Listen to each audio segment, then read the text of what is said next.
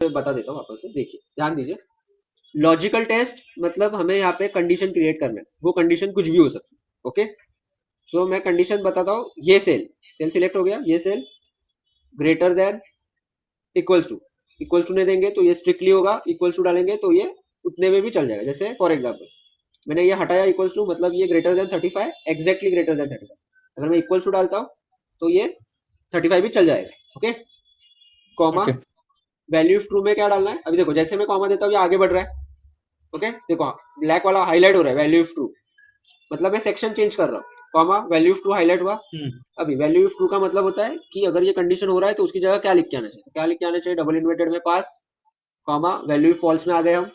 इसमें क्या होता है कि अगर नहीं हो रहा है कंडीशन सेटिस्फाई, सो इधर आएगा फेल। ओके, क्लियर है ये इतना?